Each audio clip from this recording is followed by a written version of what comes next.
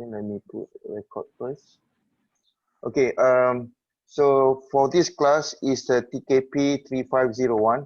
So I think I should go for this one first. Wait, I should share this one. So saya belum sempat lagi masuk dalam Putra Blast. So sekejap lagi saya masukkan. Where am I? Okay, right here. Screen share. Okay, this one. Okay, semua nampak ya? Alright, for this class is TKP 3501, mekanisasi pertanian dan pengairan, or in bahasa, in English, we call it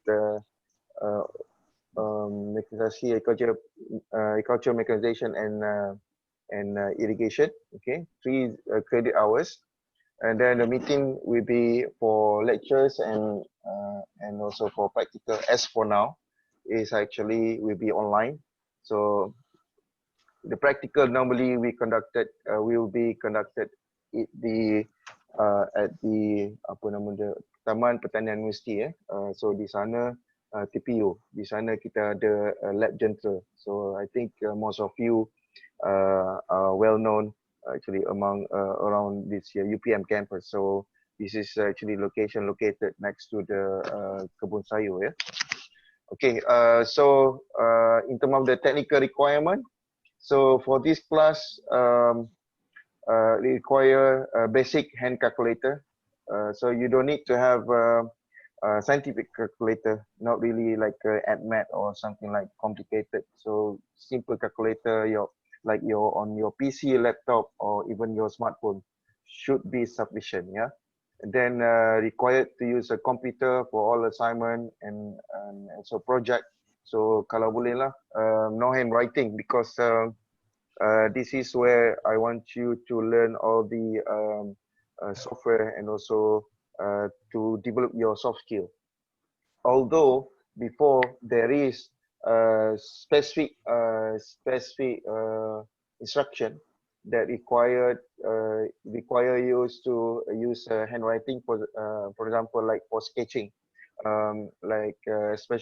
especially for lab assignment. So we will use hand drawing, so sketching. So basically on the part of tractor, for example, so that will require you to do by hand, not by computer. So, and also there will be a group assignments and also individual quizzes, individual assignment as well. So each topic or combination of 2 or 3 topics, we will have quizzes along the way throughout the semester. So we'll take a look after this later on, the detail, and then this will be under continuous evaluation for weekly topic, and will be conducted in terms of regular form or either assignment or quiz. So biasanya, are you guys prefer in English or in bahasa? That the way I explain. Both. Dua-dua boleh, Doktor. Okay, all right. If you require more explanation, just interrupt me anytime. So I will stop and then try to entertain your questions later on. Okay. So in terms of the quiz, normally I would rather use the Putra Blast platform. So normally the way I conduct it, let's say the quiz, for example, consists of 10 questions. So 10 questions I will open for entire day, for example, like from 8 to 12 midnight, 11:59 midnight. So you have entire day for you to study and then answer the quiz. The quiz is limited by time and also by number of attempts. Only 1 attempt. The time allocated for each quiz, which is actually 10 set of questions, will around 3 to 5 minutes only. So each individual person or student will have to allocate 3 to 5 minutes maximum to answer those 10 questions. Yeah. So I'll give you guys the flexibility in terms of the time when you prefer to answer that question, but do not exceed the time frame. If not, the quiz will be closed and then you lose the mark. Yeah. it's quite substantial, the mark. Later on, we'll take a look. Okay, in terms of the reporting, as for now, we are aware that our class will be um, conducted online. So in terms of the in terms of the lab report, especially, so I will do the lab report based on the literature review and also some of the information from the online information. So hopefully, yeah, PKP, our MCO, will be elevated, and then we will have a chance to have a face-to-face class at the TPU, which is more interesting, basically more engagement with the machinery and so on. And saya rasa semua actually student pelajar yang lepas ya berpeluang membawa drive a tractor, bawa tractor ya. So this time also I wish you guys to have also at least a few sessions for you guys to have some experience in terms of the handling the tractor and so on. Yeah. Okay, in terms of the reporting, and then including also for any submission online. So I'm very strict in terms of the due date, yeah. Unless with other things like unexpected error or something like that because of me and my negotiation and so on. So this is the penalty that I impose. I'm going to impose on the both assignment and also practical report for the late submission. So the first day until the 5th day. So this is the penalty of the mark. So first day late 50%, second day until 5th days. So if you are already exceed 5th day late without any reasonable reason, so you may want to consider to not to submit it. Yeah.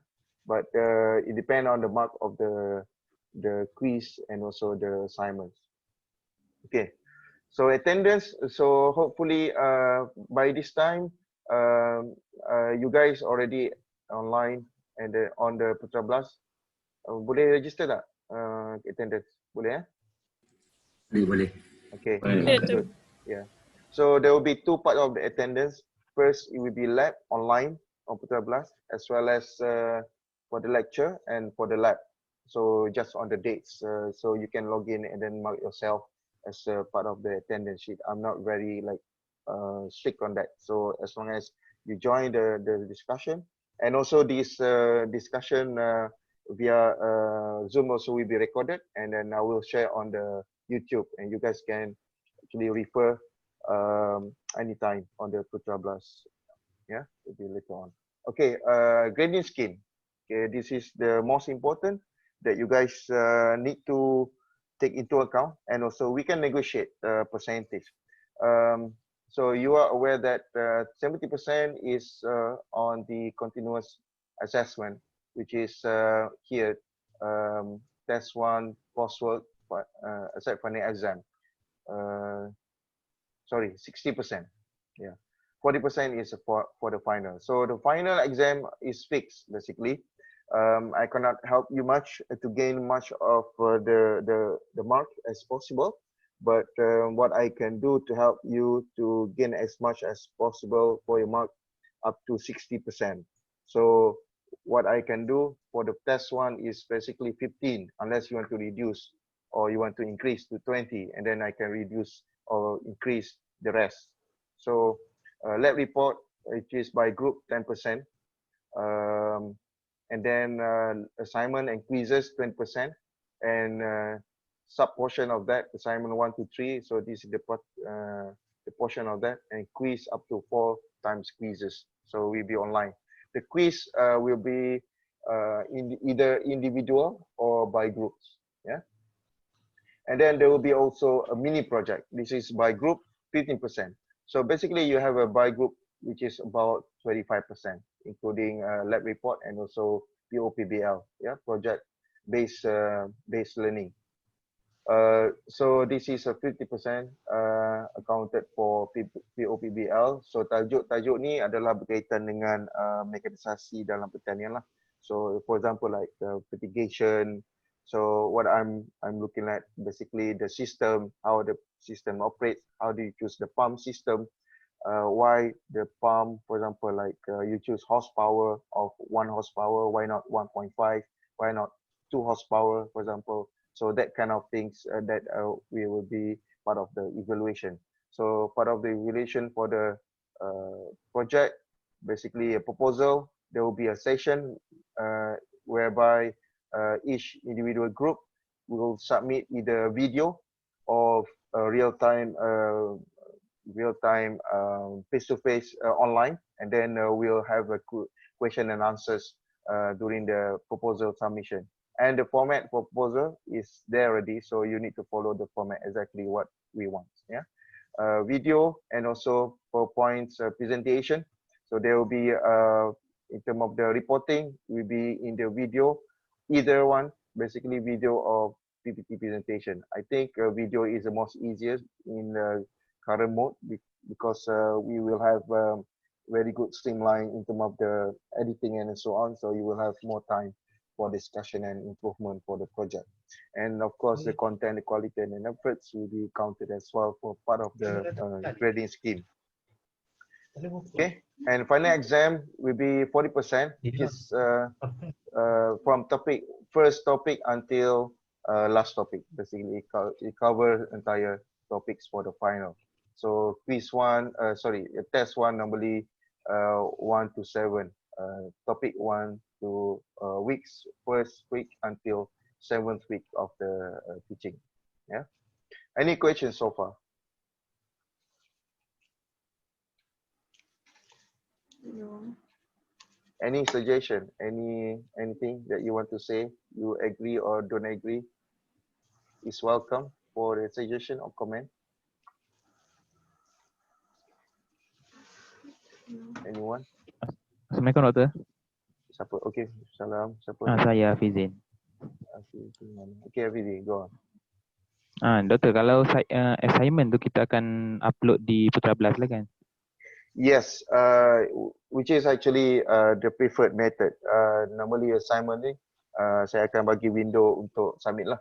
So kalau you dah lepas window untuk submission tu, so you're not allowed to submit anymore.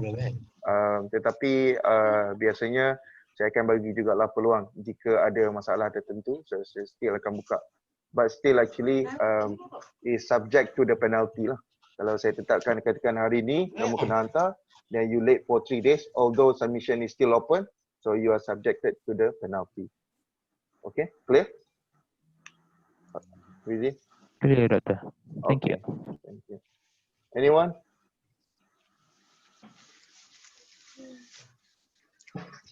Anyone? Tak ada. So later on nanti kita introduce Saya pun tak introduce myself lagi. So kita yang pergi yang ni dulu yang lagi penting So okay, so this one all the topics of the lectures which is going to be available soon on the Putra Blast, so you can take a look at the detail of it.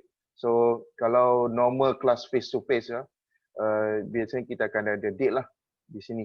So in terms of the online assessment nanti, so kamu boleh rujuk lah nanti topik-topik dan sebagainya. Okay, so ini guideline untuk report, ada detail ya. Untuk report ni ada dia punya format, okay, what must be on the front page, okay, and assignment pun sama, okay, assignment and also report. Okay, any questions so far? So yang ni setuju sebelum saya masuk dekat ESMP, so kamu semua kena setuju dan kita boleh agree the scheme. So kalau tak ada bangkangan, so saya proceed lah. So maksudnya nanti kamu akan ada test. So test nanti your test will be counted for 15%. So test 1 ni normally kalau jika kita punya pandemik ni tak habis lagi online, biasanya saya akan buat secara live dan juga open book. Ya, open book.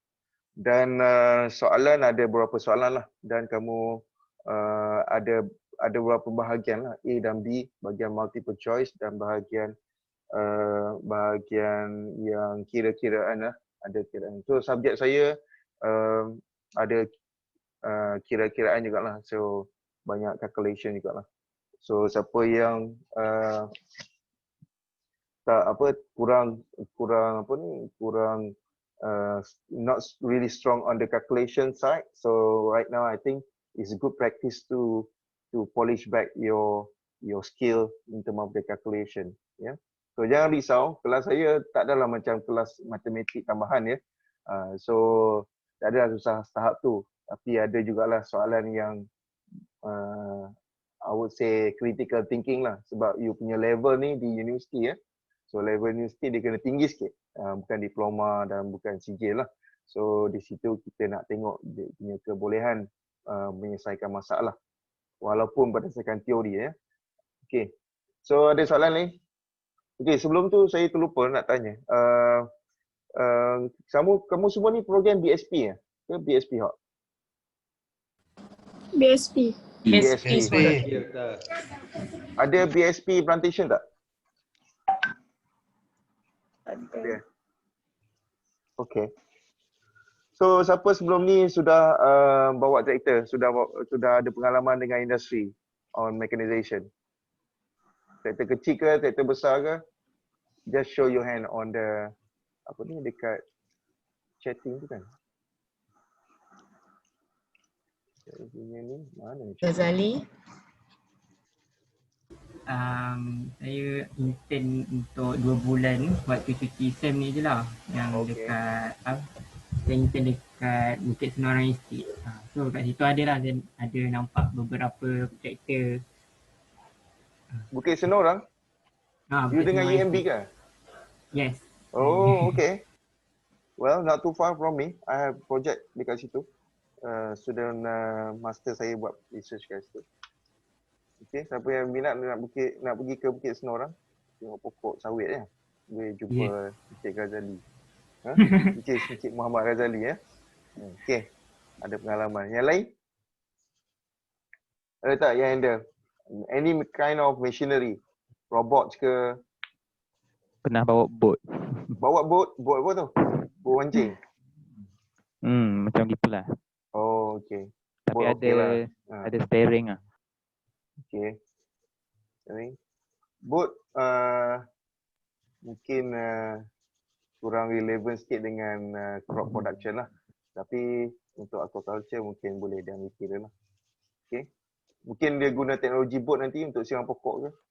Macam Thailand kan. Mana tahu. Innovation ya. Yang lain? Ada. Girl, berapa orang perempuan ni dalam kelas ni? Satu, dua, tiga, empat, lima. Okay, you guys selected eh? So, yang lelaki bantu-bantulah. Dulu, tu sama balance. Saya tak sure lagi. Tak check SNP. Lelaki lagi ramai. Lelaki lagi ramai eh? Okay. Tapi tak boleh kira juga kadang-kadang dia jadi minority juga. Okay, so dalam kumpulan nanti, sebelum saya start kuliah sekejap lagi, ada beberapa perkara lah untuk kamu ambil perhatian ya. Yang pertama dari segi gerak kerja dalam kumpulan ya, disebabkan oleh kaedah pembelajaran online ni. So saya nak kamu semua lebih aktif engagement dalam kumpulan kamu. So saya lebih suka pelajar sebenarnya, biasanya kalau dalam kelas biasa saya randomly assign group members. So saya nak kamu keluar daripada comfort zone, kenal dengan orang baru. So but for this time I don't have a choice ya. Yeah? So you guys have an option to be within your group members, dan nanti assignment dan tugasan setiap topik ada ya. So untuk kamu cari jawapan. Next class nanti kamu kena bentang apa jawapan untuk setiap topik tu. Okay, sekejap lagi kita start with the first introduction topic lah.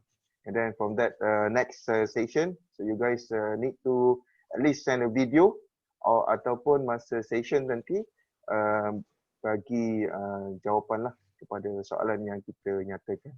Okay, so with that you keep always keep your interest on the topic and also your knowledge. Okay, kalau tak ada soalan, so saya teruskan dengan kuliah, which is actually first lecture. Oh, by the way, ada nak tanya soalan tak berkaitan dengan saya? ke saya terus dia introduce? Okay. Well, saya boleh introduce kat sini kot. Okay. So, kat mana saya nak stop sharing? Oh, I'm still sharing the same file, right? Okay, so my name is Ahmad Suhaizi Matsu.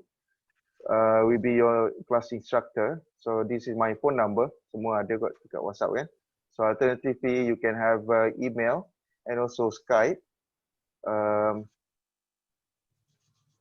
which is part of the formal communication lah. Anything kalau ada masalah berkaitan dengan pembelajaran dan sebagainya, you can just shoot me email to be official. And then kalau saya tak boleh solve dari segi mungkin ada masalah kewangan, masalah personal, masalah apa-apalah masalah yang kamu fikir saya boleh bantu, just contact me personally and then I will try to entertain ya. And my room as for now is online, right? So later on maybe in case you need to see me personally.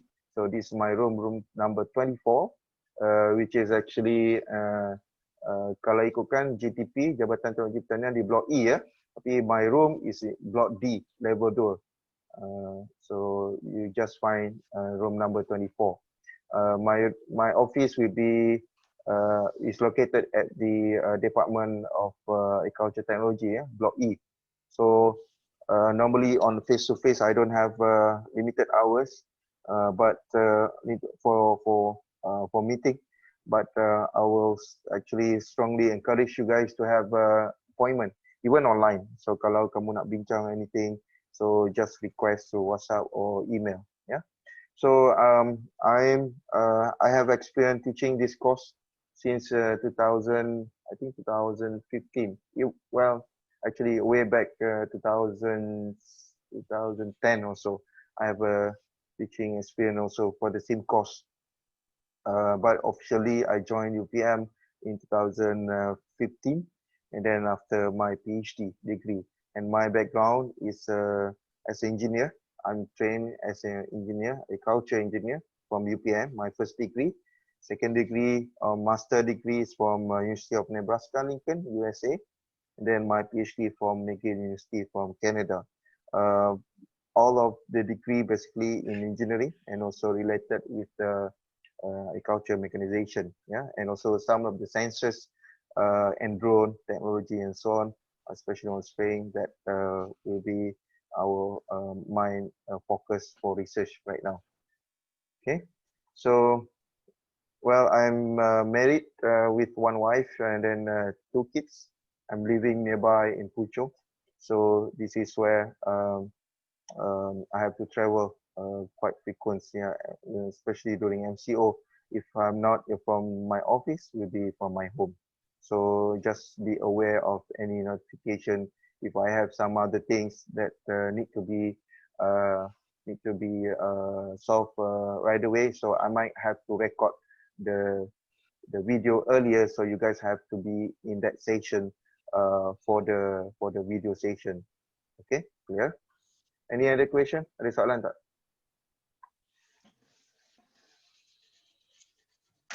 Any questions? Okay, no question. Okay, let me share.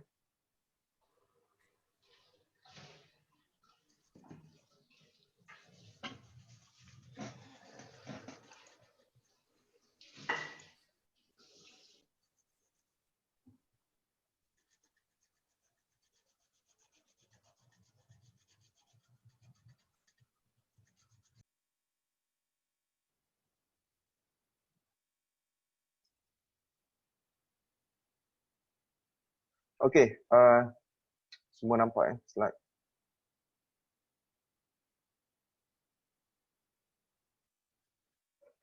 Alright, this is before I start. I think all of you are aware that there is a university rule, AUKU.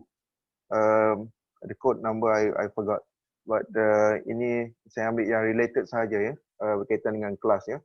So by rule, by book.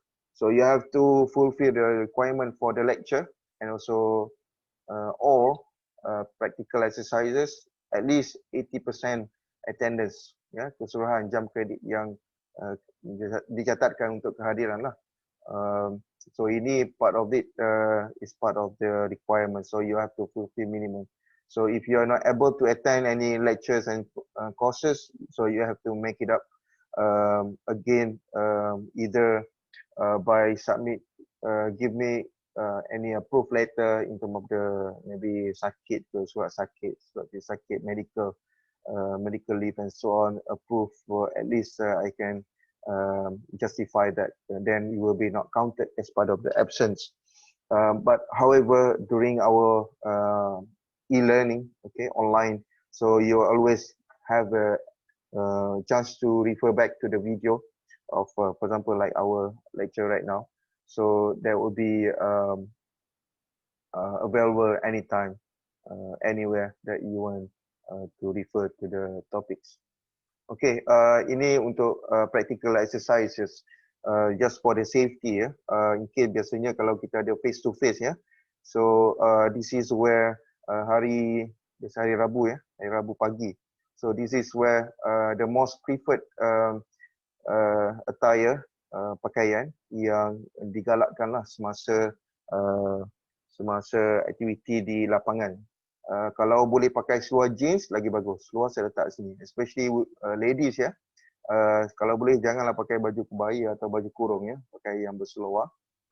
Scarf will be nice and tidy, supaya nanti bila handle dengan mesin yang berpusing, bila kamu panjat traktor dan sebagainya, tak adalah yang tersangkut sana sini ya. So kalau boleh kasut tu no sandal at all. Okay. Even leather sandal ke tak boleh, pakai kasut. So kasut minimum adalah kasut sukan lah. Okay, kasut sukan yang menutup kaki kamu, tak boleh ada open ya.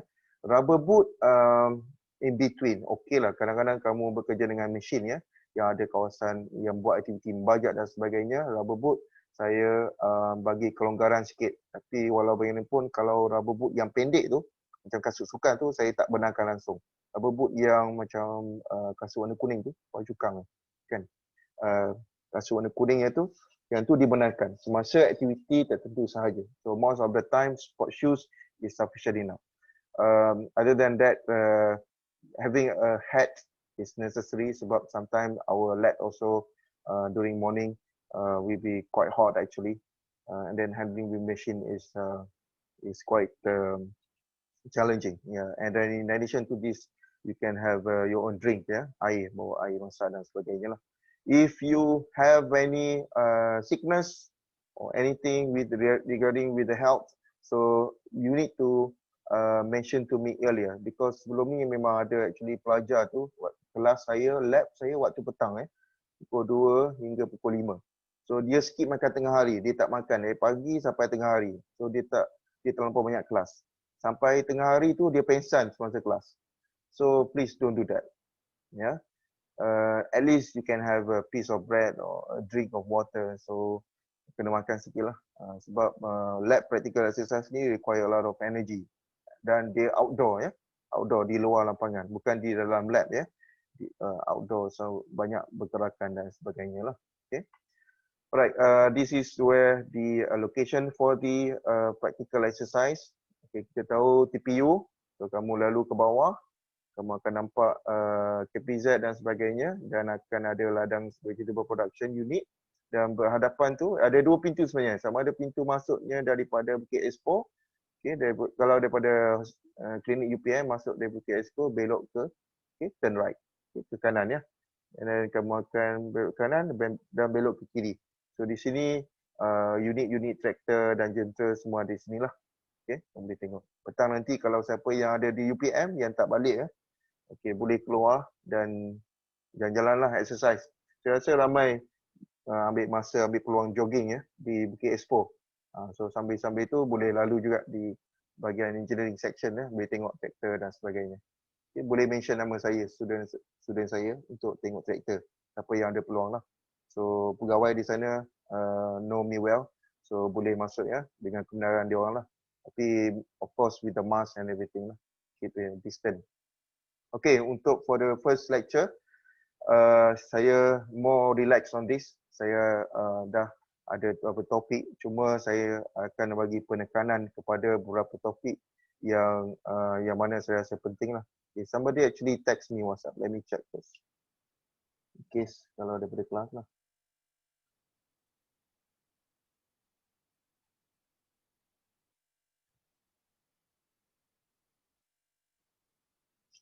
Okay.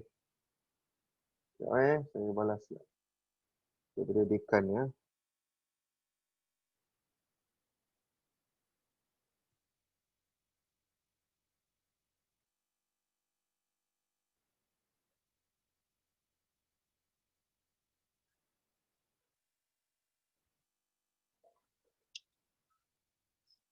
Okay, for the first topic,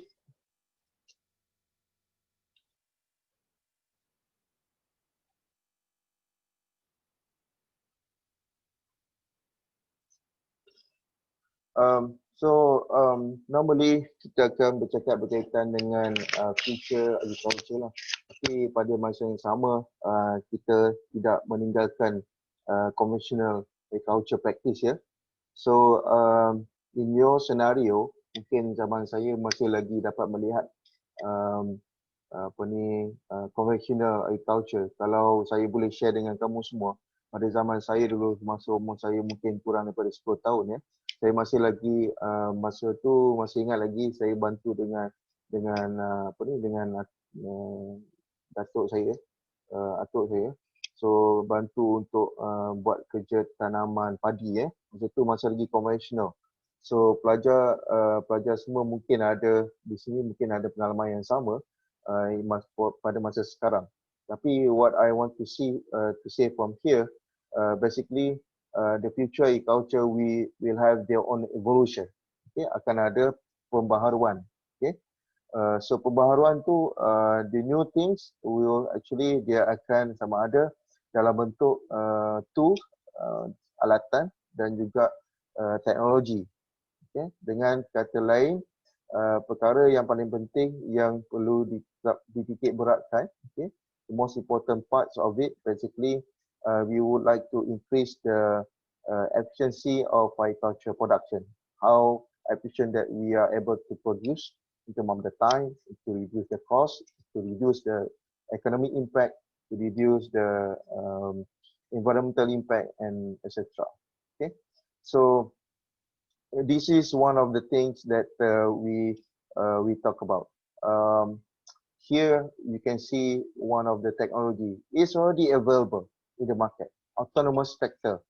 So dia buat operasi dengan sendiri dengan robot, sistem robot. So di sini saya letak share with us your keywords. So you boleh fikirlah apa keyword yang terbaik. So di sini tractor sendiri dia ada schedule dia, jadual dia untuk bekerja di ladang. Dan setiap operasi tu dia dah ada jadual dan ditetapkan laluan dia.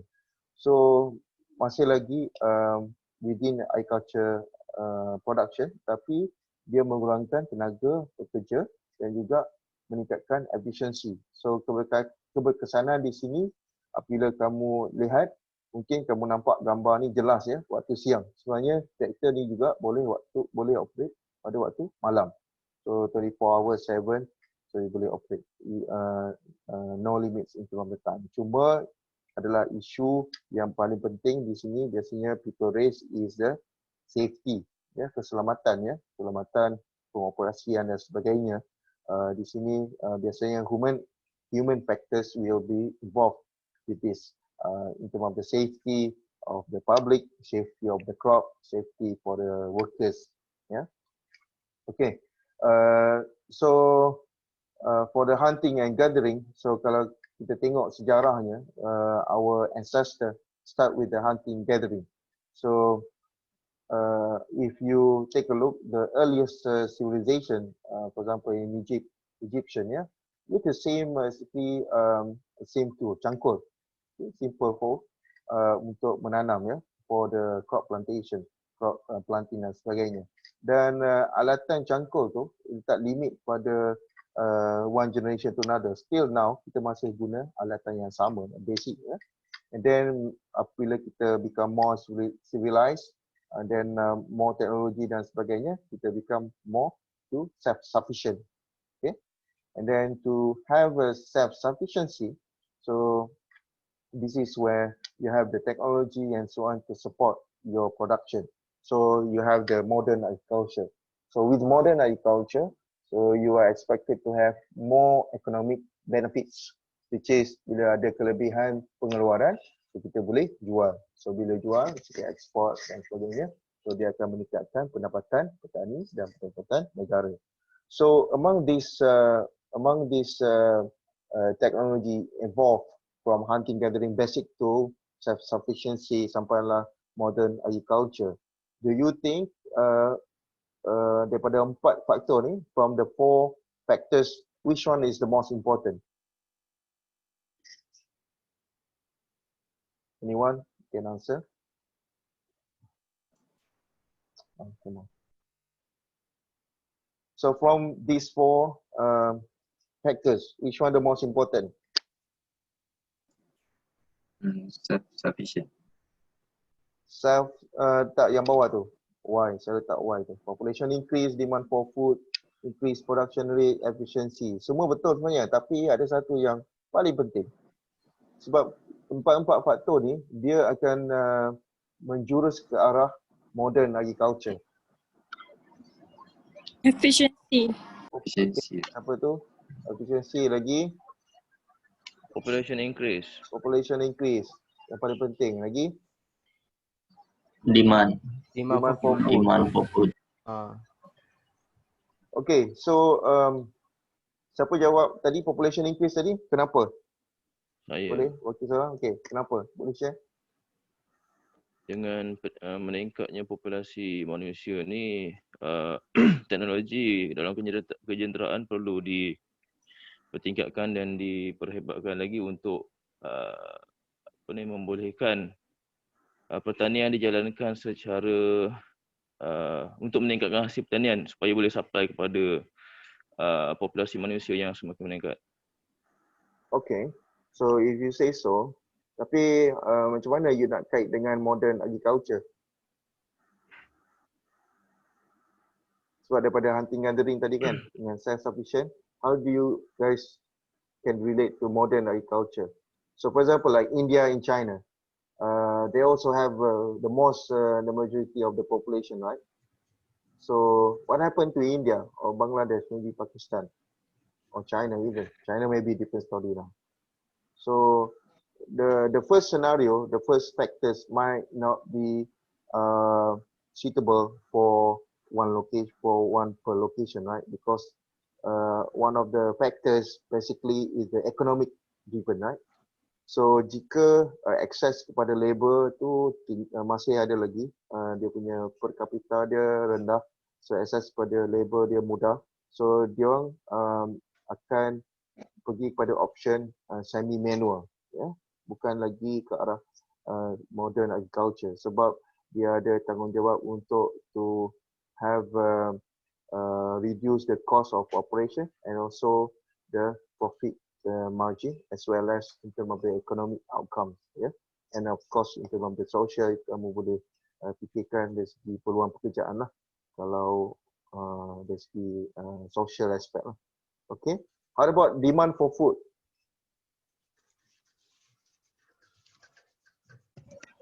Why factors demand for foods is you say is the most important?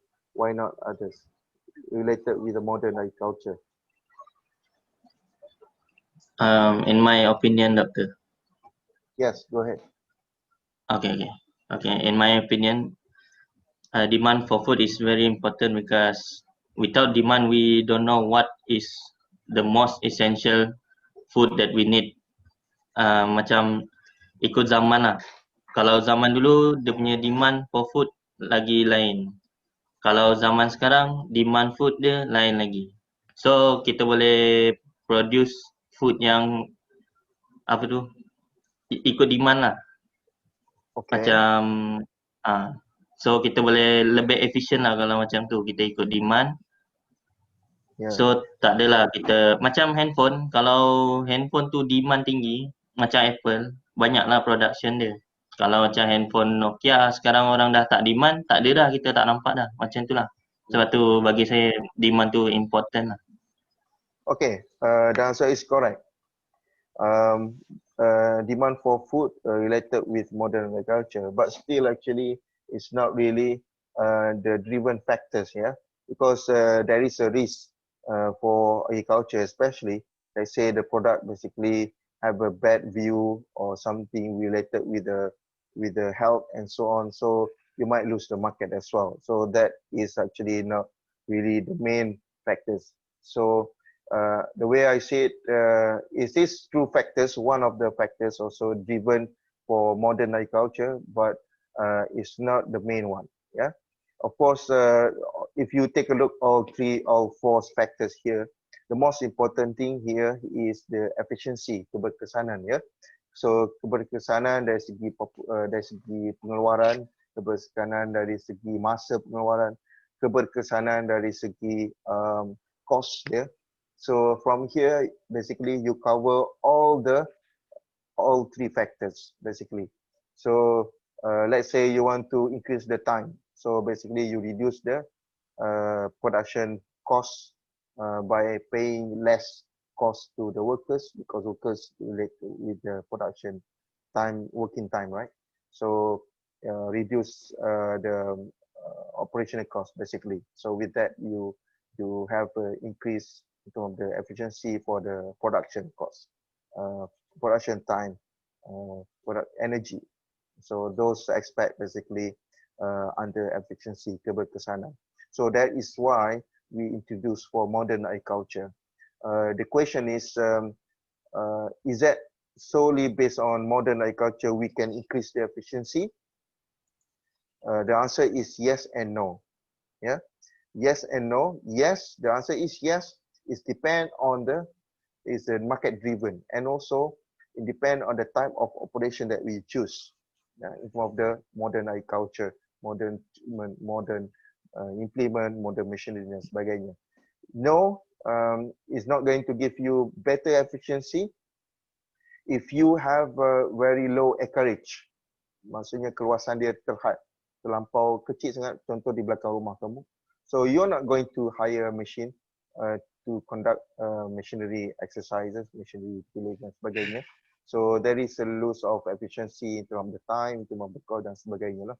So in that scenario, you need to evaluate in terms of the economics. So yang ni, topik ni kita cover pada topik nombor 9, ya. So dari segi pengurusan dan juga economics dia. Berapa jumlah hektar, minimum coverage dan sebagainya lah, cost pekerja. So kita akan cover di sini. Alright, boleh ya? Move on.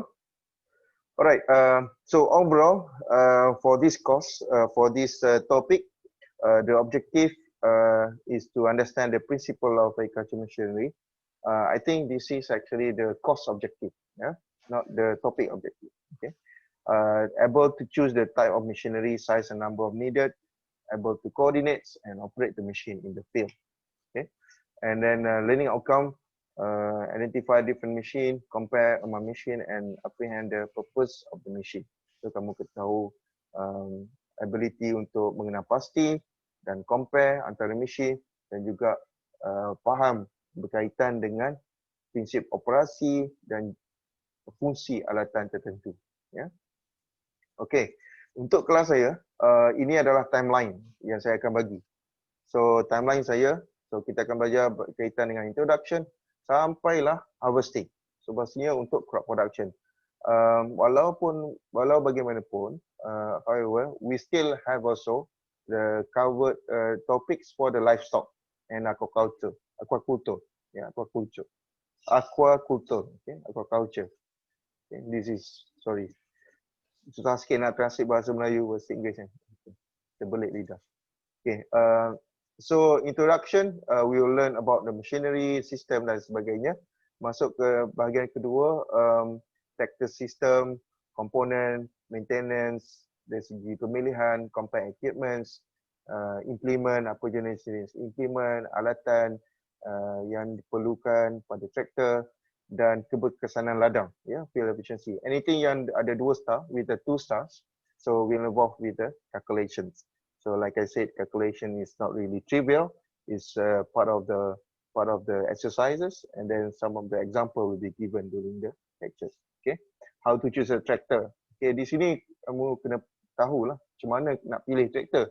Bukan sebarang tractor kamu boleh nak guna ya. Kalau tractor satu saja tractor yang ada, mungkin nak pilih implement pula. Okay, implement di belakang tu. Okay, so that is why this topic is very important. And after that, you learn about machinery involved in crop production. Okay, pengeluaran tanaman. Okay, dari segi land preparation sampailah harvesting. So, ini detail, kita yang belajar detail. Pray a lot for the face-to-face class, so you will have more experience handling this machinery. Okay, so kalau online ni dia tak feel, so kena ada face-to-face. Kalau boleh tengok mesin, bawa dan sebagainya lah. Okay, and so towards the end, we learn about cost analysis, emerging technologies, drone, sensors, and so on. So this is toward the end of the topics. Okay, all right. What is about mechanization in agriculture? Is it about tool for land or is it about tractor? Siapa boleh jawab? Anyone? Apa itu mekanisasi dalam pertanian? Ya, siapa tu? I think both for the working the land or and the tractor. Kenapa? Why you think so? Because we need to use the mechanization to be applied before planting or during the planting or after the planting, which mean the harvesting. Okay. Anyone else? Good try. Lizzie, thank you.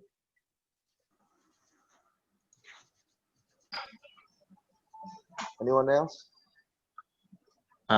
In my opinion, Doctor. Owen. Yes.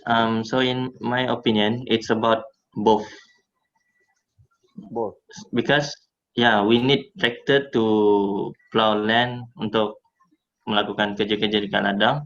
So kita kena tahu pasal tractor satu. Lepas tu kita kena tahu juga pasal kerja apa yang kita nak buat dekat ladang tu. So that's why kita perlu the correct tools and the correct tractor to work on working the land. Okay.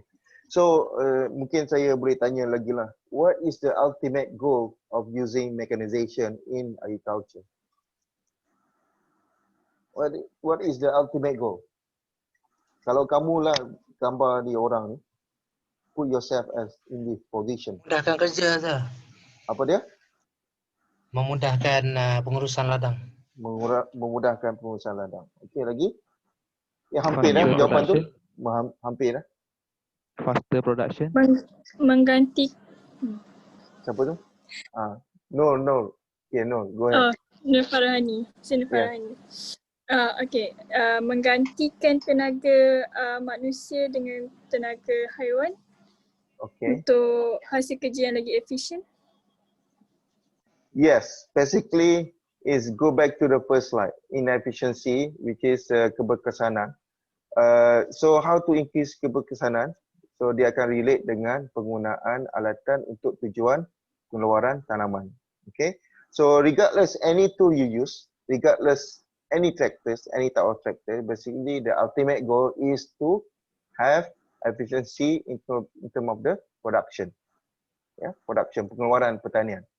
Okay. Kalau ada tractor, tak boleh nak meningkatkan keberkesanan pengeluaran, so tak guna juga kan. So that is the ultimate goal. Okay. So beware of that. So in terms of the definition, agriculture mechanization is the use of implement and machine in order to help the production of agriculture outputs. Okay, outputs dia. Okay, the definition implies the use of tool, okay, penggunaan alatan, implements correctly, efficiently, and optimum cost. Okay, apa beza tool dengan implement? Istilah tool dengan implement. Just a language. Tools and implement. Implement tu adalah alatan. Okay, bahasa Melayu tu pun implements. Implement ni biasanya kita akan reflect kepada alatan pertanian, okay, yang boleh disambung pada traktor. Maksudnya traktor menyambungkan tenaga dia daripada enjin tu kepada bahagian belakang traktor untuk implement, untuk menjalankan kerja. Okay, alright. So cangkul is one of the basic machine, okay, dalam pertanian. Dan masih lagi kita kena pasti dia sebagai, kita kategorikan dia sebagai one of the oldest mechanized tools. Okay, so apa dia buat biasanya? Alatan ni kita akan terbalikkan tanah. Betul ke tak? Itu secara mekanisme ya. Tapi sebelum sebelum terbalikkan tanah tu, apa kamu buat? Kamu angkat dan kamu potong dahulu tanah tu. You cut the soil first, and then you pull, and then break down into small particles, small textures. So that is where the mechanism, yeah. And then of course there is more alternative to that lah, because other things like tajak dan sebagainya juga digunakan ya sebagai alternatif selain pada spray lah. Okay, untuk kelas saya biasanya skop saya akan cover untuk land preparation, crop establishment, irrigation, crop care, infield transportation dan sebagainya lah. So tractor biasanya is the main focus topics yang saya tekankan lah, sebab nak kata robotik ni dia advance sikit lah, cuma belum lagi widely used dalam pertanian negara kita, even overseas pun. Tractor is one of the main source lah. Masih lagi kita guna yang mana kita gunakan untuk pengoperasian di ladang menggunakan bahan bakar petroleum, IC, internal combustion ya. Okey. Di ladang ada beberapa sumber ya, sumber kuasa. Kalau kita tengok di sini mechanization dengan human power. So biasanya human power. So kita limit by numbers of the tools and also a single operation. Ini satu kerja je dia buat. Okay. Dan mechanization through animal power. So sekejap lagi kita tengok dan kenapa kita guna animal power, dan mechanical and also electrical power. So this is where the system actually helps you in terms of the providing the power source in the farm.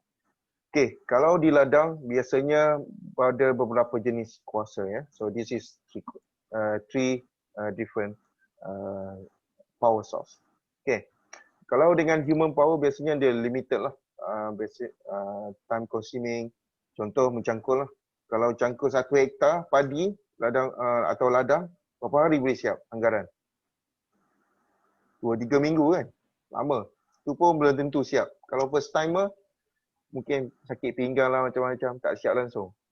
So that's the time, in terms of the time consuming lah. Simple tools, yeah. So with a single purpose. So this is the example. So I will actually skip in this one. So you can take a look later on with the lecture notes. Okay. Some of the classic cartoon daripada Lutz. So dulu conventional practice ya. So yang girls, mak-mak dekat belakang tu yang buat kerja menumbuk. Yang depan lelaki saja buat letak beras Ini hasilkan beras So simple operation but practical. So this is actual figures. If you go to UPM punya historical and arts di sebelah bangunan Dewan Bahasa Fakulti Bahasa, ada museum ya, kita tengok. Okey, tong penukul padi. So ini semua manual ya. Okey, mengayak angin padi ya, untuk padi.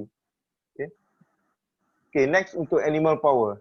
So kenapa animal binatang digunakan sebagai sumber kuasa? So one of the alternative when we have limited power from human, so it will provide more advanced than the manual and also extra power.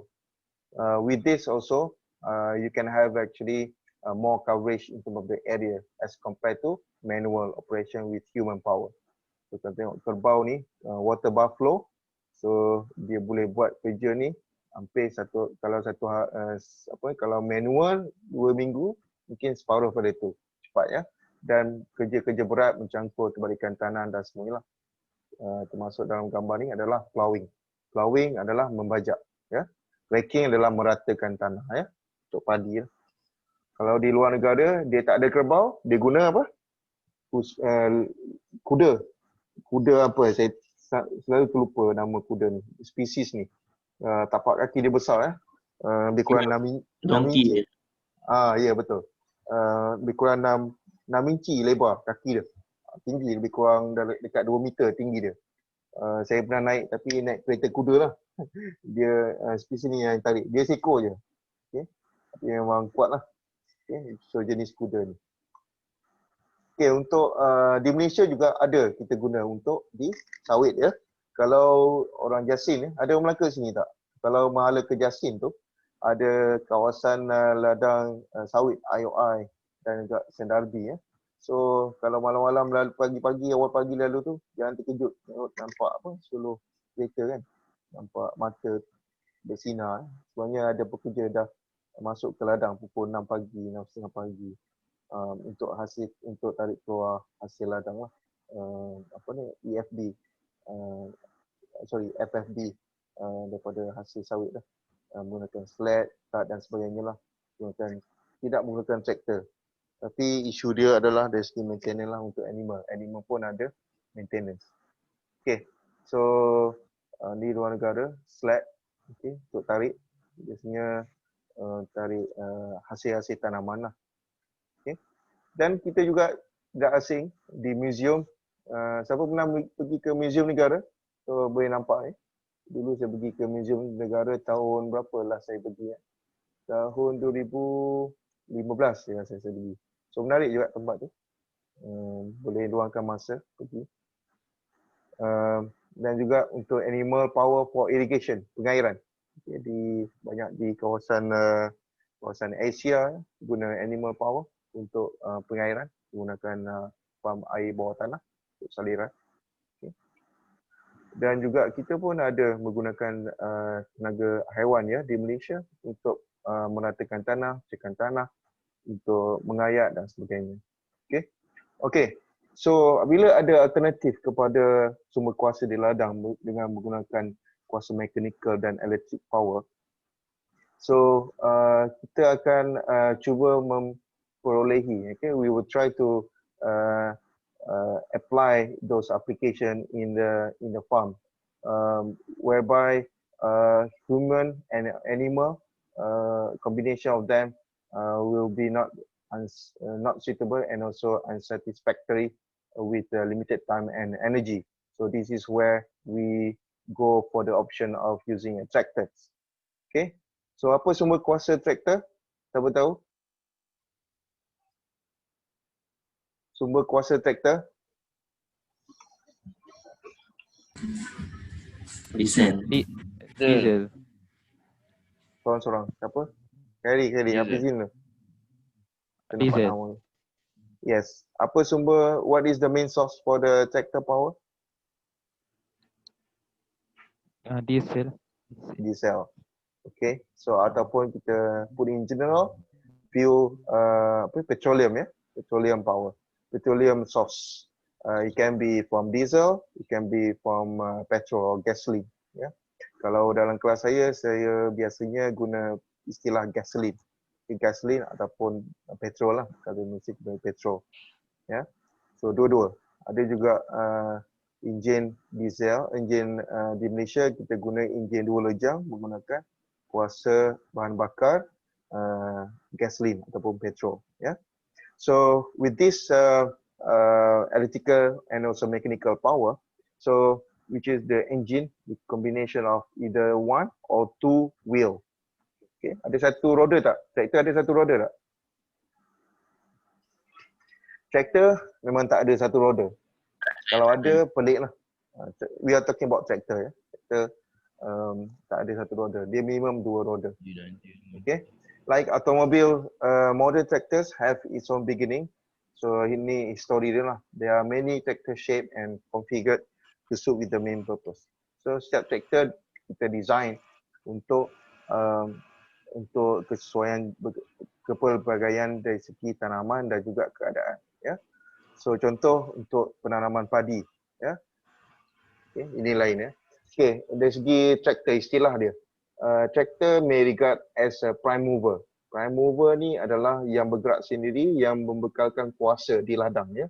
Dan kamu boleh attach mana-mana implement untuk menjalankan kerja. So istilah biasanya yang selalu saya guna adalah it's like power bank. So apa fungsi power bank untuk selalu kamu guna? Untuk charge telefon kan.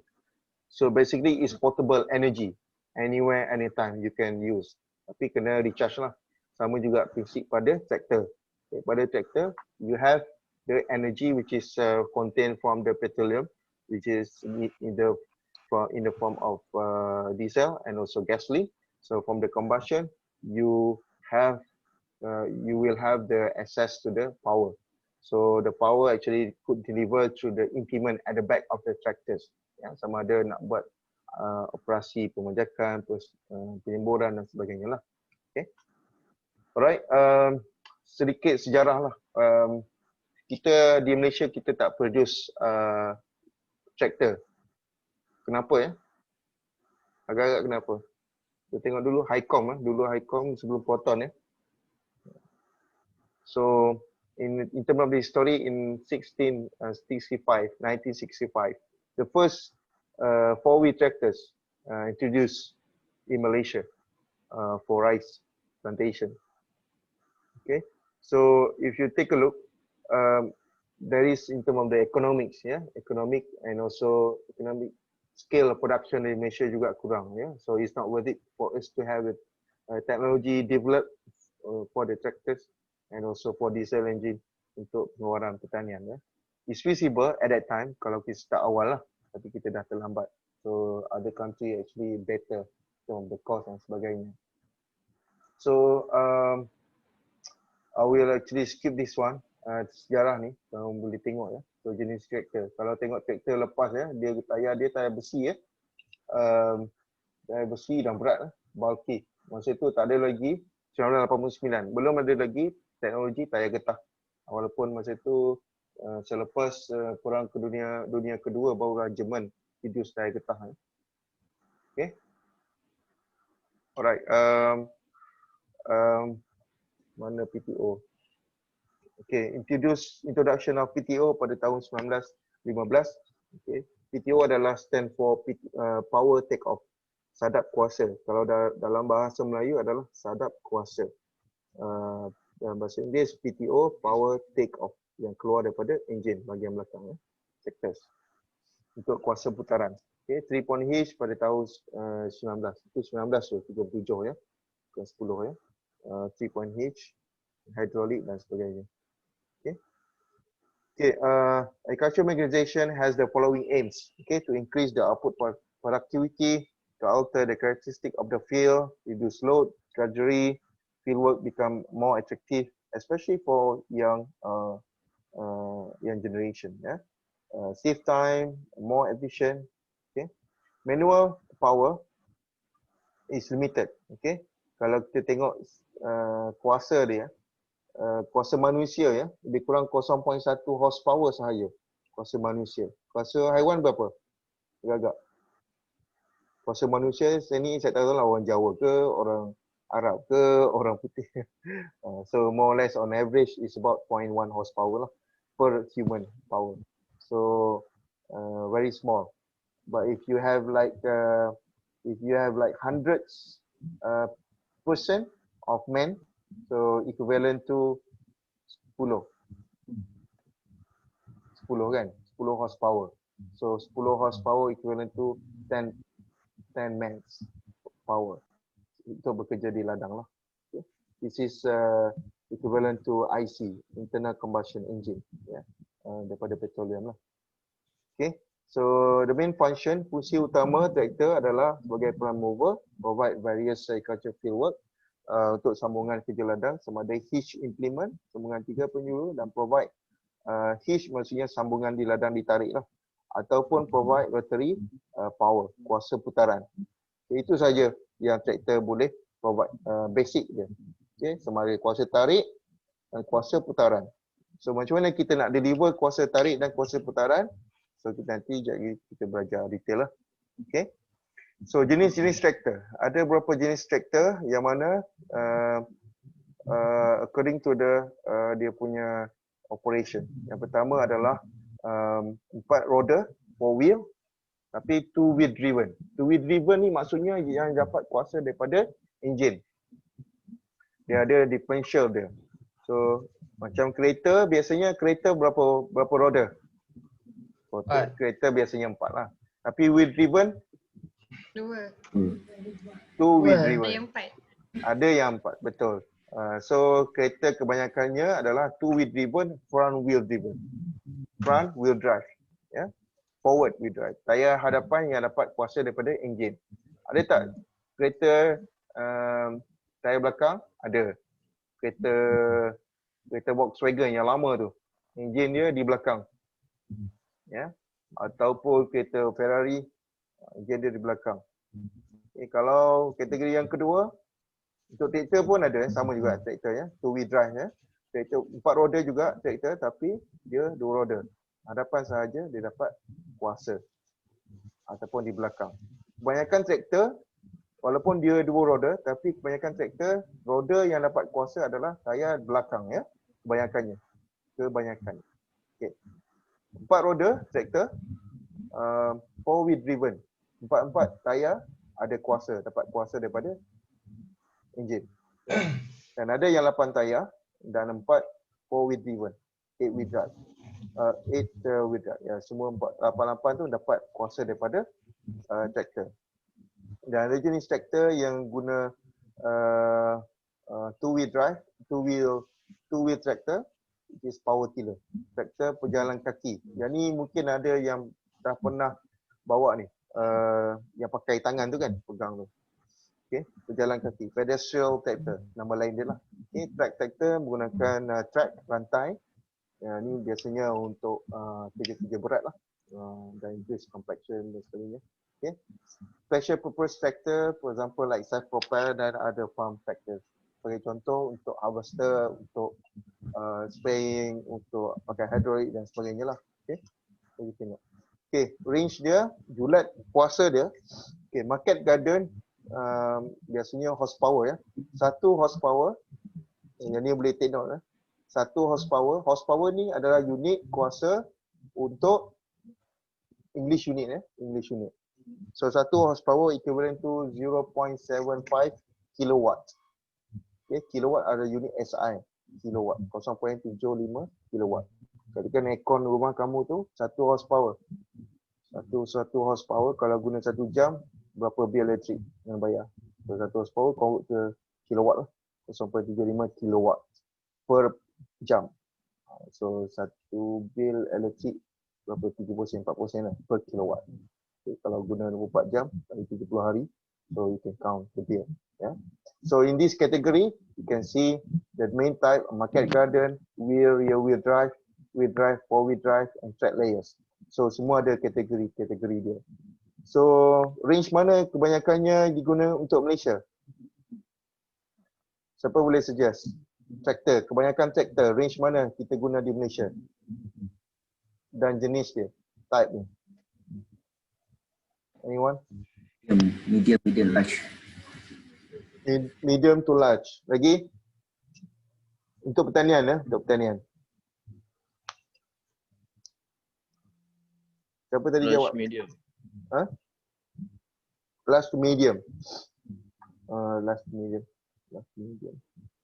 to medium. Lagi? Ada tak? Small and medium. Dia sebenarnya betul lah. Dia actually kategori yang kedua tu wheel, rear wheel drive. So dia sebenarnya ada 2 kategori. Rear wheel drive ataupun 4 wheel drive. Kedua dia. So kalau rear wheel drive ni, dia kebanyakannya tak lebih daripada 100. Kalau lebih dari 100 tu kategori large. Okay, very large. Kebanyakan di Malaysia ni antara 15 hingga 95 macam tu ada 100. Tapi 100 jarang lah. Okay, jarang. Kalau 4 wheel drive, di kategori yang jenis ketiga tu, dia kategori yang pertama sahaja, large to medium. 61 hingga 100. So this is the range category for 4 wheel drive. Okay. Ni Tapi ini guideline sajalah. Biasanya engineer mungkin akan ada range, approximate power range yang spesifik dan dia boleh ada teknologi yang terkini lah. Okay, ini bahasa Melayu. Okay, kalau tengok ni, agriculture tractors, two-wheel drive. Okay, kalau tengok pada gambar ni, macam mana kita nak kata dia adalah two-wheel drive? Kenapa kita panggil dia two-wheel drive? So, two-wheel drive, rear-driven, two-wheel drive, four-wheel tractors. Okay, dua sahaja roda yang dapat kuasa daripada enjin. Agak-agak tayar mana? Tayar depan, belakang? Belakang. Tayar belakang. Kenapa? Belakang. Kenapa tayar Dia belakang? agak besar. Dia agak besar aku tengok. Besar dia boleh. Dia agak besar. Boleh tak kalau saya letak tayar besar di depan? Tak boleh. Boleh juga, tak ada masalah.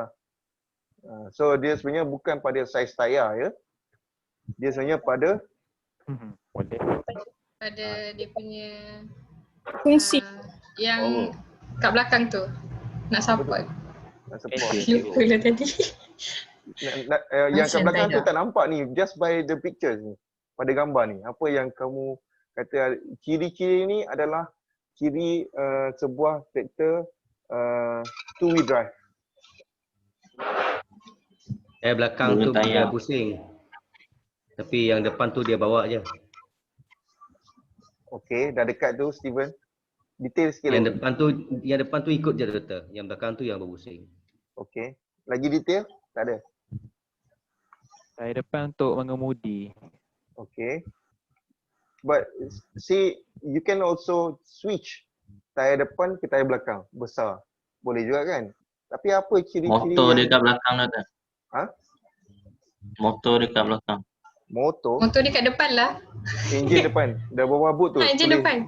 Enjin depan. John Deere tu. Dalam tu. Tak buka. Okay. Dah. Dah puas jawab? Apa dah? Cuba lagi. Nak cuba? Ada lagi nak cuba? Tak ada. Okay. Sebenarnya dia kita tengok pada bunga tayar. Okay. Bukan flower, tayar flower. Thread. Tayar thread. Kalau direct translation yang lain thread. So thread, tayar thread. So pada thread tayar tu, kalau kamu perasan, thread tayar belakang dengan hadapan berbeza kan? Tadi jawapan Steven Ya, tu doktor. kalau jawapan Steven tadi hampir sama ya, hampir dekat lah jawapan tu. Tayar hadapan tu mengemudi. Kalau sebab kita ada one side sahaja pictures ni, kalau di lapangan face to face kamu boleh nampak lah pada traktor. So dia ada tertulang di pada tengah tayar tu.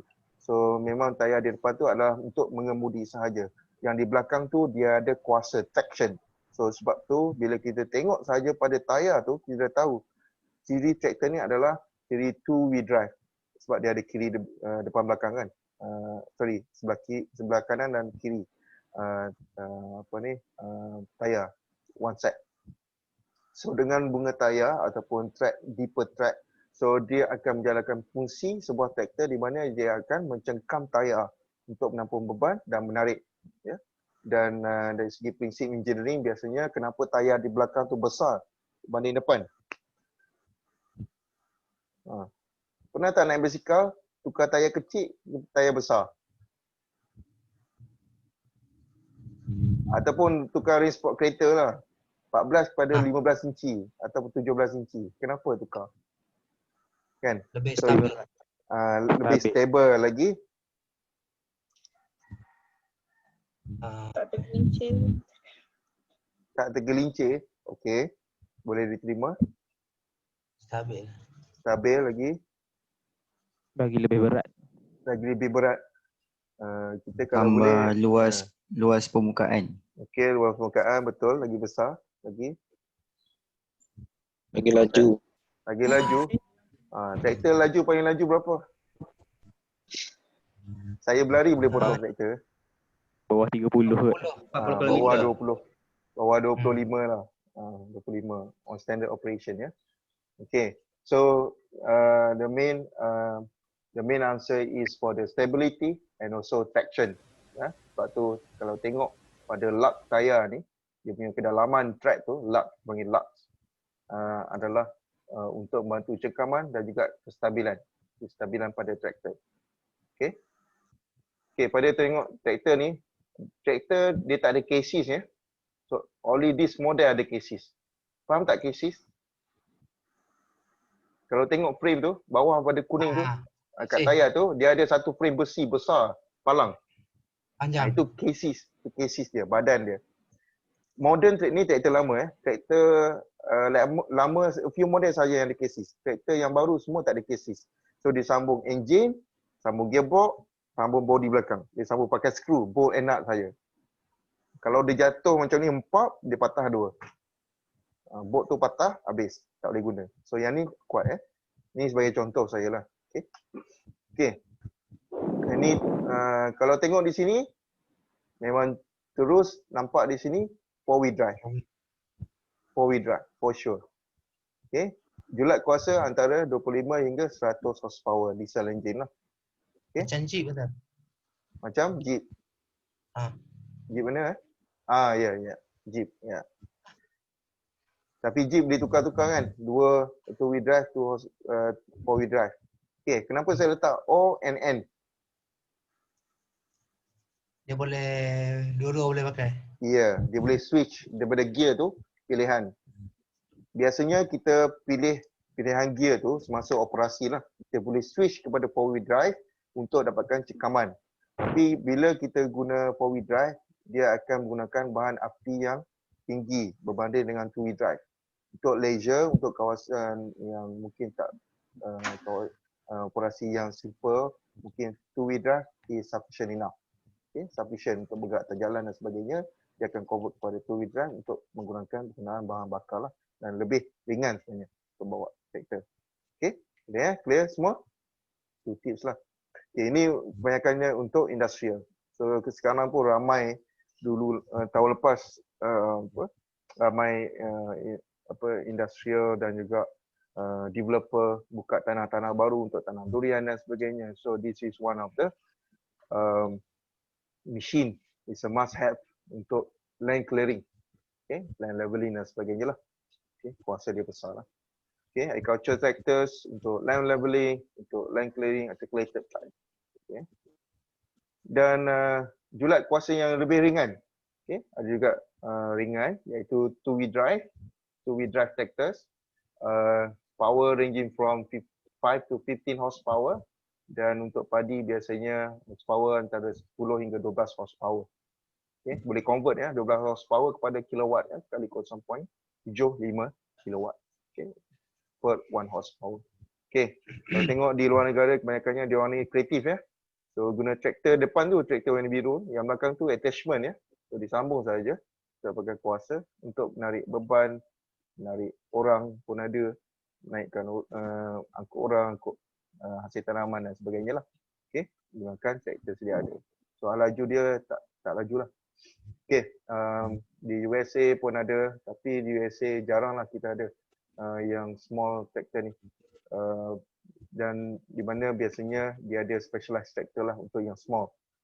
2-wheel, 3-wheel tractors, okay, row crop in US.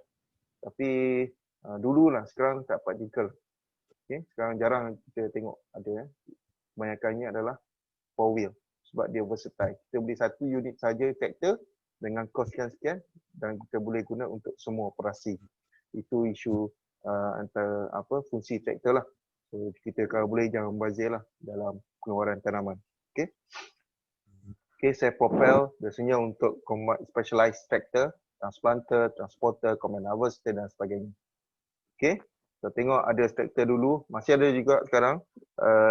Kebanyakan traktor modern sekarang dah tak ada. Dulu ada dia punya clearance ni, ketinggian tu kita boleh adjust manually. Okay.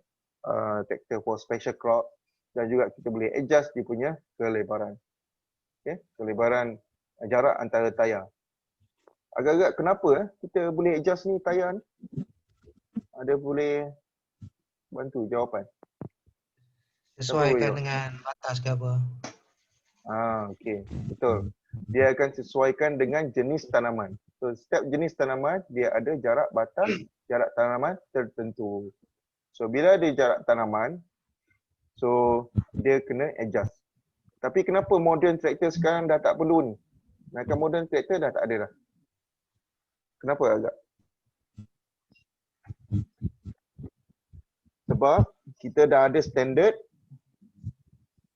jarak Jarak. tanaman dan jarak Size. batas.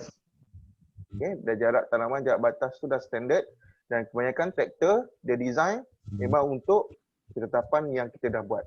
Sebab tu semasa kamu nak pilih traktor, nak pilih tanaman, make sure jarak antarbatas tu ikut standard traktor. Kena tahu tu.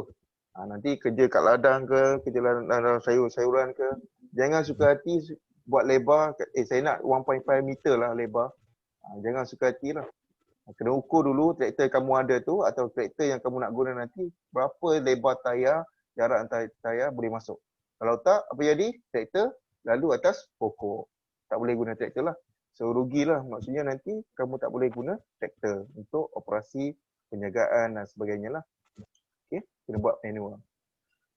Okay, instead of guna tenaga kerja setengah jam saja, kamu kena spend mungkin 2-3 hari lah.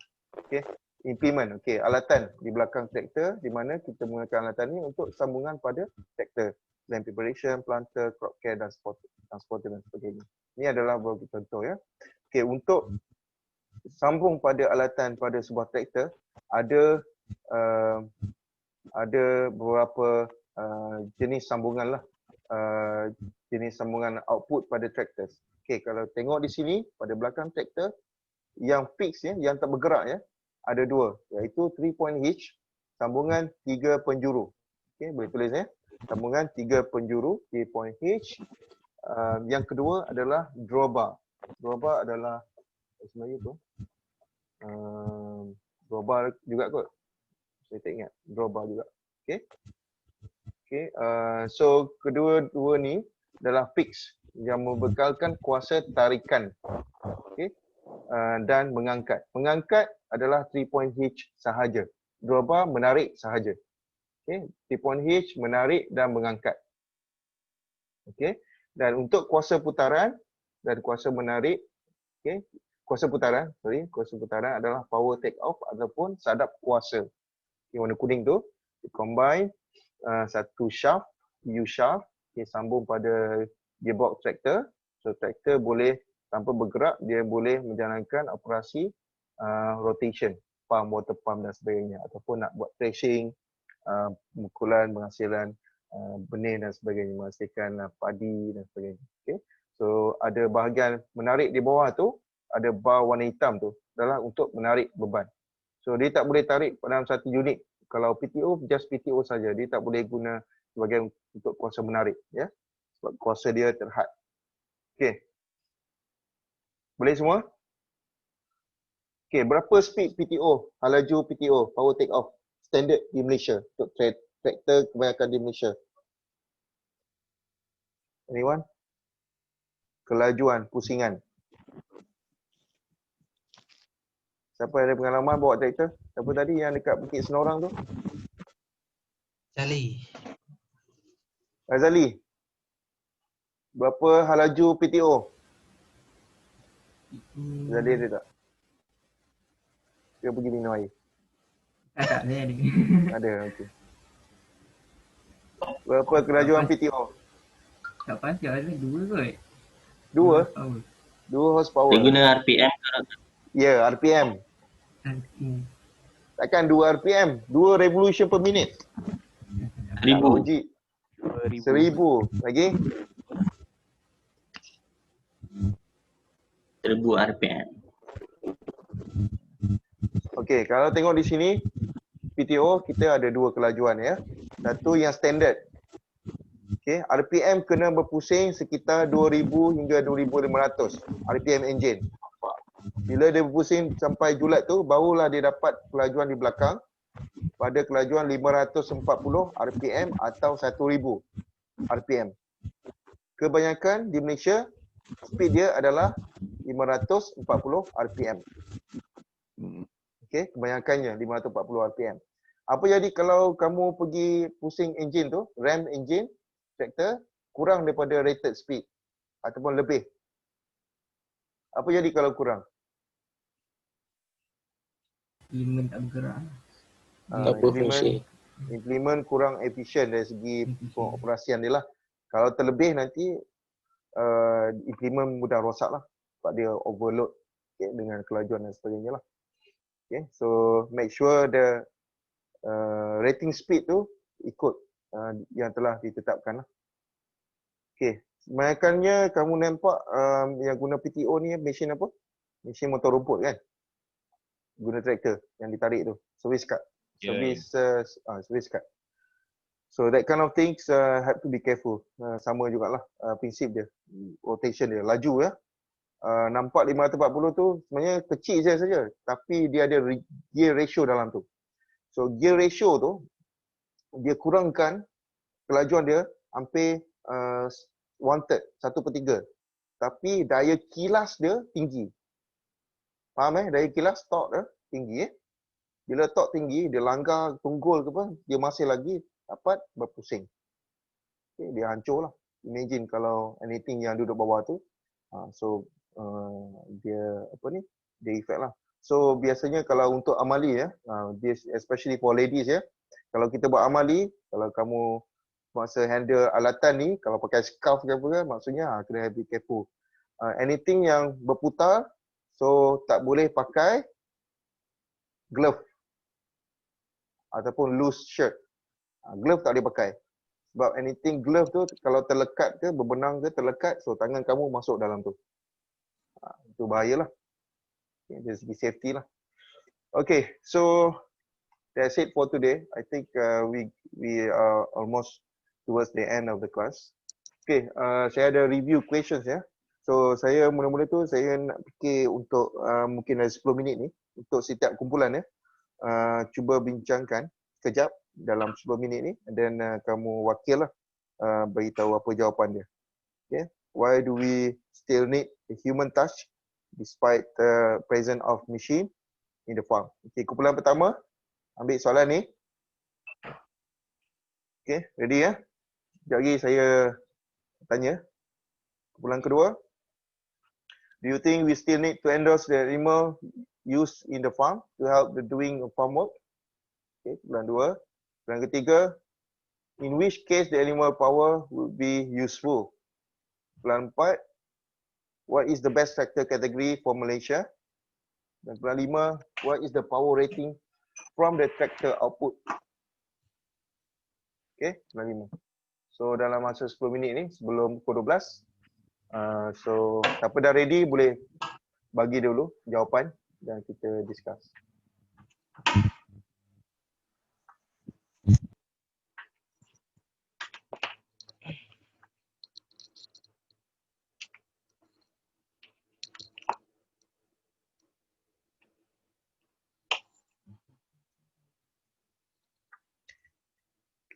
Okay, mana kumpulan yang nak jawab dulu? Boleh start dulu. So, normally saya akan buat macam ni lah untuk setiap topik Setiap kumpulan akan ada satu soalan, so dia kena discuss. For this time, kita ada masa sikit, lebih kurang 15 minit, so untuk kita bincang.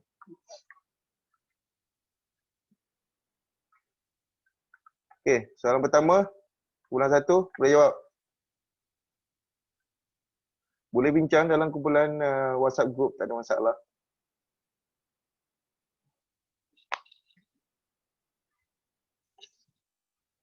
Lima minit 5 minit, saya bagi 5 minit maksimum. Okay, saya start dulu record. Okay, untuk soalan yang pertama, walaupun kita sekarang ni, pada zaman sekarang ni kita tengok penggunaan mesin dalam pandangan memang luas, tapi kita masih lagi memerlukan lagi sentuhan daripada manusia sendirilah. Ada beberapa faktor lah. Okey, antaranya sebab apa kita lihat penggunaan mesin ni walaupun dia boleh membuat semua kerja, tapi penggunaannya adalah terhad. Okey, mungkin hanya bagi kawasan yang besar agak sesuai lah dengan penggunaan mesin, tapi bagi kawasan yang kecil dan sebagainya masih lagi penggunaan tenaga mesin lebih efisien daripada penggunaan mesin lah. Selain itu juga ia bergantung kepada kedudukan geografi muka bumi kita sendirilah kepada kenderaan tertentu, pada kenderaan geografi tertentu, penggunaan mesin ini adalah Terbatas. efisien, terbatas kalau dibandingkan dengan penggunaan tenaga manusia. Dan yang akhir sekali, penggunaan mesin ini juga masih memerlukan lagi manusia sendirilah untuk menggerakkan mesin itu sendiri. Kerana walau bagaimanapun penggunaan mesin itu, tenaga manusia masih lagi diperlukan dalam menjana tenaga dalam penggunaan mesin. Itu pandangan saya. Kalau ada grup saya nak tambah lagi, silakan. Okay, good answers. Thank you. Siapa tadi? Tak lupa nak tengok. Zuhairi. Okay, Zuhairi. Thank you, Zuhairi. Wakil kumpulan 1 ya. Okay. Ada jawapan lain nak tambah? Kumpulan 2 hingga 5. So, saya tulis jawapan di sini. Limited area, location, island, human power ataupun machine. Okay, betul. So this is why actually we still need to have a human touch. Kalau nak kata robot tu, boleh pakai robot, cuma dia kena ada sistem lah, sistem operasi untuk robot dan sebagainya. Dan kebanyakannya dalam pertanian, be ensure that you know, treat yourself as a businessman lah. Kita nak reduce the cost. Bila ada cost, kita cuba selalunya kita akan cuba reduce the cost and then increase the profit. So with that, Kita nak tambah sikit dah. Ya, silakan Hafizin. Saya Fakarudin. Fakarudin, okey. Sebelum saya nak tambah dari segi limited function. Limited apa? Function. Limited function, okey. Sebab dia tak boleh buat semua kan. Ya. Contohnya contoh penuaian hasil sebagainya. Ada mungkin hasil-hasil yang tak masuk penuh ke dalam tempat penyimpanan. Yeah. Limited function maybe on the machinery ya. Mungkin dia punya fungsi pada alatan implement tu tak ada, so kamu kena buat secara manual dan sebagainya lah. Okay, good. Thank you. Lagi? Yang lain? Tak ada Okay, let's go for next group. Group number 2. Do you think we still need to endorse the use of animal or not? Yes, in my opinion, I think Apa tu, we okay? still need to. Group number 2 Hafizin, okay. Okay, we still need to endorse the uses of animal because kalau kita perhatikan salah satu negara, contoh macam negara India, sebab negara tu kan macam agak mundur teknologi pertanian kan, diorang banyak menggunakan kerbau lah dalam sektor tanian diorang. So dia melibatkan kos. So penggunaan haiwan ni lebih murah lah berbanding dengan teknologi mesin ataupun traktor. Okay. Okay, cost effective. Okay, yang kedua, I think is about the backup. Haiwan ni boleh jadikan sebagai backup lah kepada mesin kalau mesin tu mengalami kerosakan apa. Haiwan boleh digunakan lah untuk membuat kerja-kerja di ladang. Dan poin yang ketiga ialah topografi. Contoh macam topografi yang jalan yang berbukit, kemungkinan kalau jalan tu terlalu cerun, mungkin traktor ataupun mesin tak boleh lalu, tapi haiwan boleh lalu. Macam jalan yang berbukit bukau lah. Okay. Limited access to the. Lepas tu point. Kenapa dia? Ada. Tak ada. Ada bicycle control. Oh. Macam mana tu bicycle control? Macam wheat apa semua tu. Lembu ataupun kambing ataupun livestock lah yang kita guna dalam ladang boleh digunakan untuk mengurangkan populasi wheat di ladang. Itu saja doktor. Maybe I'm talking about maybe the last one, maybe not really reflect to it because we are talking about here is more relevant to the source of power to do the farm work, right? Kalau wheat tu macam kurang masuk, yeah. Okay, doctor. Okay, thank you. I think this is sufficient. The answer, how about if your answer is no? So only yes?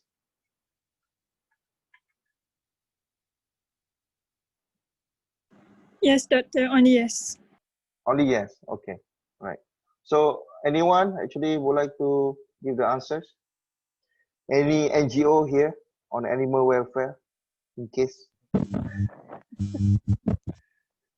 Akta Perlindungan Haiwan. Anyone? Tak ada eh? Tak ada, doktor.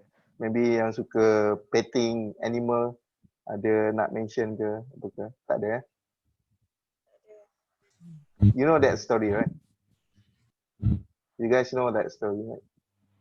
On NGOs on the farm work. So they are actually very concerned in terms of this farm work as well, utilizing the animal. So they would go on animal welfare. So you guys have to be careful also, especially in the oil palm regarding the MSPO mentioned standard for oil palm production and activities. If you guys have your own farm, then it will be okay. But if you are on the commercial side, that will be some sort of like another management cost, another hassle that you have to go through, another paperwork to in order to cater those. We might not have any experience di UPM ya, kita tak ada. Tapi in case kalau kamu ada pengalaman nanti bekerja di lapangan nanti dia berbeza ya, mesti akan ada. Especially di IOI ada, di Sabah, Sarawak ada lagi, masih lagi guna mesin-mesin. Kenapa? Because of this, because of cost effective, backup power, and the most of the time biasanya faktor yang terakhir tu adalah limited access to the farm kalau guna traktor lah. Yang ni the most often ataupun access narrow, jalan yang sempit ataupun masalah tanah yang lembut dan sebagainya tak boleh masuk dengan mesin. So ini adalah antara faktor yang biasanya farmers atau producers go for the animal power untuk menjalankan kerja lah. Okay, good. Thank you. Kumpulan 3. In which case the animal would be useful?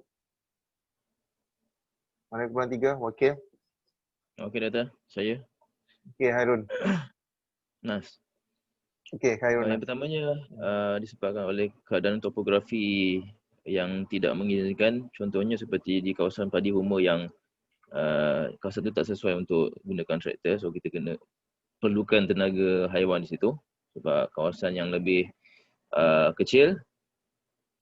Dan keduanya bila mana dalam satu kawasan tu bila mengalami masalah hardpan yang dah rosak, yang dah pecah dan traktor tak boleh masuk, sebab bila mana traktor masuk dia akan mengakibatkan traktor tenggelam. So dalam keadaan tu kita boleh gunakan haiwan. Dan juga di dalam untuk kawasan yang terlalu dalam dan tanah yang lembik, kita perlu gunakan haiwan ni lah sebab dia lebih ringan daripada traktor. Itu saja, doktor. Daripada tu, well maksud soalan ni maksudnya apa jenis kerja yang animal boleh buat? What type of, in which case what animal, dari segi penggunaan dia apa yang animal power boleh buat? So that's the question. Not on that, because if you repeat that answer will be similar as number 2. Okey. Biasanya kita akan gunakan animal ni untuk kerja-kerja membajak. Okay. Iaitu mengemburkan tanah. Okay. Itu salah satu kerja-kerja yang ni lah. Dan ya. Dan juga untuk meratakan tanah. Okay. Bajak, meratakan tanah. So sekarang ni ada tambahan dari yang lain? Yang lain? Ada lagi? Untuk memecahkan tanah pada komponen-komponen kecil. Well, that's the preparation. Pilish lagi? Kalau untuk harvesting? Harvesting? Ada pernah tengok harvesting? Dia buat apa? Macam mana? Dekat animal tu kalau nanti makan macam pokok? dalam estate, tak. Maksud saya kalau macam dalam estate, contohlah satu kawasan tu banjir, nak harvest kan susah sebab penuh air, jadi perlukan animal lah untuk bantu harvesting tu lagi proper. More on transportation lah kan? Transportation. Okay. Not really harvesting. Well, I put slash here. So, okay, Reggie, good.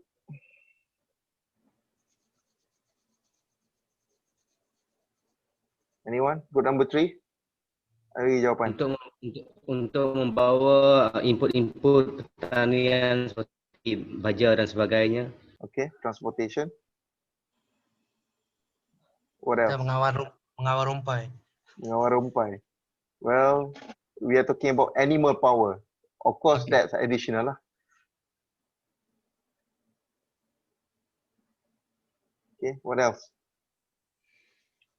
Tadi ada gambar, ingat? Faham apa? Irrigation. Pengairan. Okay, pengairan ya. Untuk buat pengairan tanaman sebab dia akan pusing farm dan sebagainya kan. Okay. Alright. Thank you. Number 3. Number 4. Hello. Yes. Siapa ni? For our group, we think that the best Can you introduce category. yourself? My name is Tong. Okay, Tong. So Go our ahead. group thinks that the best category is that the medium large tractor, which has around 15 to 65 horsepower with 15? four-wheel drive 15 to 65 horsepower and four-wheel drive. This is because this category of tractors is able to perform any task and is suitable for most of the terrain in Malaysia. Okay. Actually, yes and right. So normally, boleh pergi lebih lagi ni. Ada jawapan lain?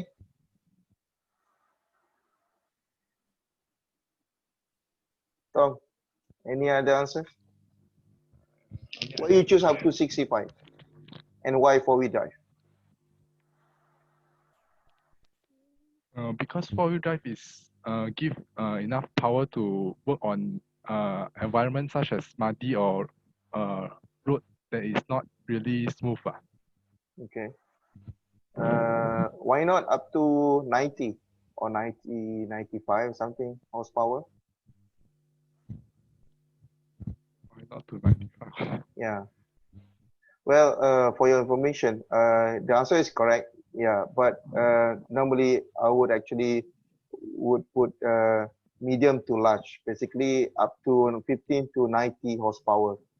So we still have actually, kalau kita tengok ke ladang-ladang pertanian ya, they actually have the ability to go up to 90 horsepower. Why? Especially in oil palm, yeah. You have a big carts like pulling FFB about like 5 tons and more to pull from the farm. So they have to work from one field to another. So in order to have like power to pull that, so minimum horsepower that required actually at least 85 something. So 85 in the category which is not available, so better you go for 90 horsepower, which is extra 5 horsepower, but it's already there. So the answer should be actually 15 to 90 horsepower. Okay, medium to large horsepower. Four-wheel drive, two-wheel drive, or four-wheel drive, either one. It can be both. Okay, so how much is the cost, Tong? The cost, we never discussed the cost yet. Okay. Do you think how much approximate? Anyone? 100,000. Huh? 100,000? 100 to Nanti horsepower 100,000. Can you give the cost per horsepower?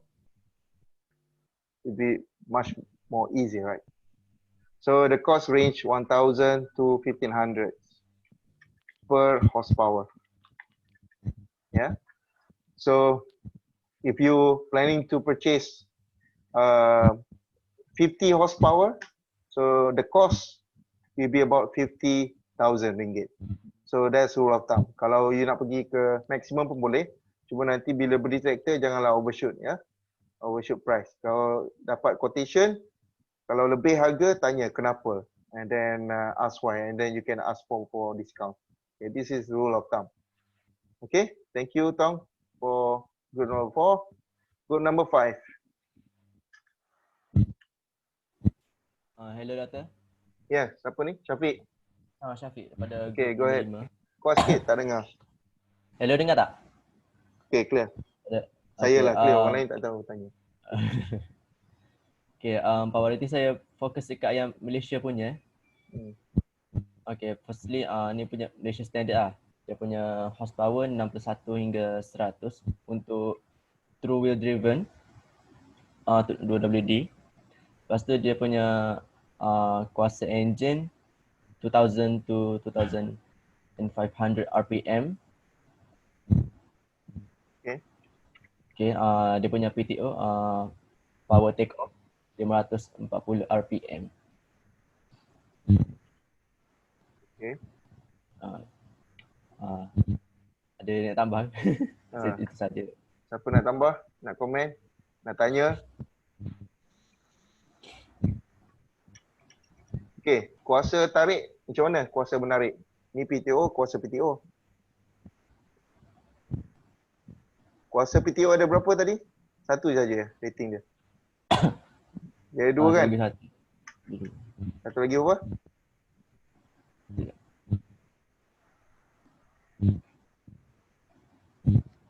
Bukan notang. Satu lagi 1000. Okay. Okay, ini PTO. Ini untuk pool. Kuasa tarik.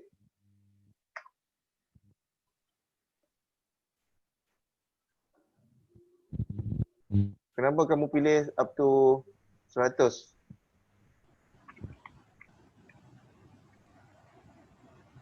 Anyone from your group? Kuasa menarik. How do we actually decide? Kenapa minimum 61? Boleh tak pergi bawah? Apa tadi ya? Jawab. So basically you can go the same concept power rating tadi. So kamu boleh pergi minimum 15 pun tak apa, 100. Cuma untuk kuasa rating pada pool ni kuasa enjin ya. Enjin, ni kuasa enjin.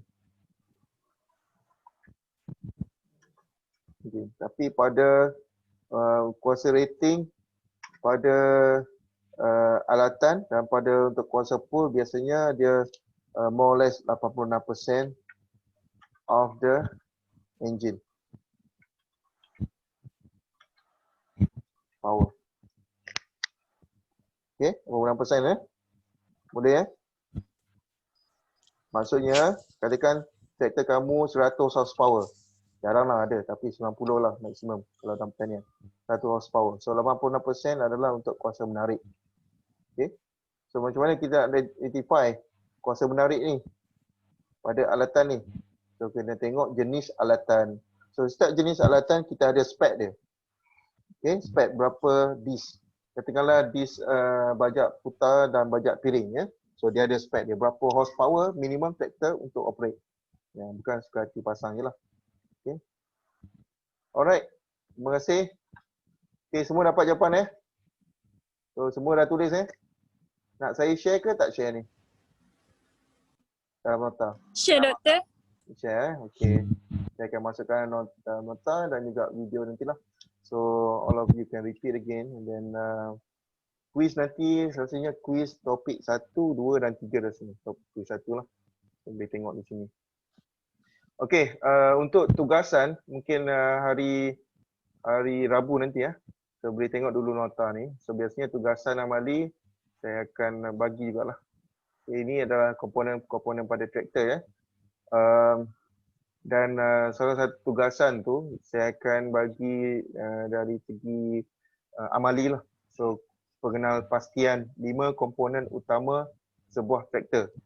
Okay, sebuah traktor apa komponen-komponen dia yang kita nyatakan ianya bila kita nampak saja, kita tahu nampak komponen tu, kita kata itu adalah komponen sebuah vektor. Okey, tu amali kita nantilah. Sebagai recap dulu untuk itulah. Ini ada assembly line dia, contohlah. Contoh kita buat engineering drawing dalam bidang saya, biasanya kita akan buat engineering drawing dan kita akan ada ID lah.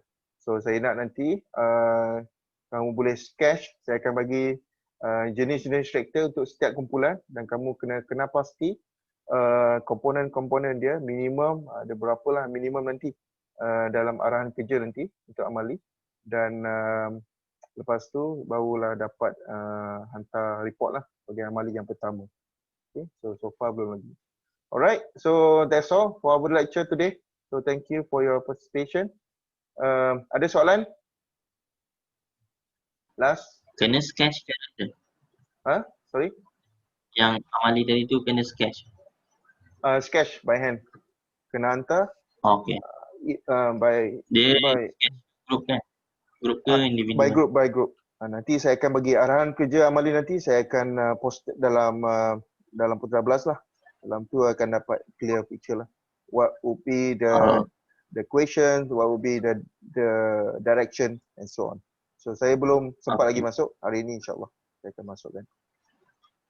Okay, alright. So ada apa lagi soalan tak? Hari ini simple lah untuk introduction ya. So semua faham ya berkaitan dengan mekanisasi pertanian. So yang penting tadi timeline tu, topik-topik yang kita akan belajar dan sebagainya tu, saya rasa yang tu paling penting untuk membuka mata kamu lah.